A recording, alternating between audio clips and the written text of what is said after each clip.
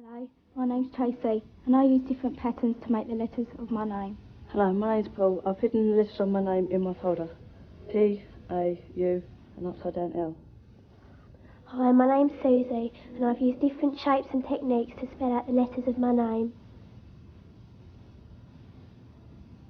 Great idea for an art attack there, using different shapes and techniques to turn the letters of your name into a graphic design. Now, this is how Hextable School did it. You take a piece of paper and a felt tip pen, and you go across it in lines like this, and then across the other way. Now, the lines don't have to be straight or neat. You can do wiggly ones if you want. When you've done that, put in the letters of your name in big, thick, chunky writing. I'm going to use balloon writing here. You can use block writing.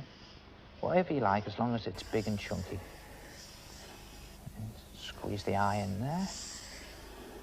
But the idea is to cover as much of the paper as possible with your letters.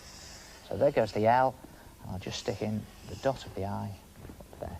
Now, when you've done that, take some coloured pens or pencils, and then you can start to colour in some of these blocks. Just go right to the edge there. And you can put in some patterns if you like, so I'll put in some squiggles there in a different colour.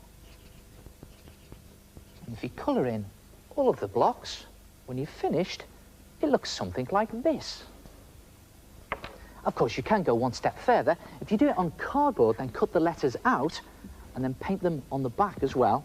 Snip some slots in, you can slot the letters together. Now, where you put the slots obviously depends on what the letters in your name are, but it can be quite tricky there, so really push it in firmly. Mustn't forget the dot for the I. This time I think I'll put it on the N. And there it is, a name mobile. One thing left to do, why not hang it up in your own bedroom?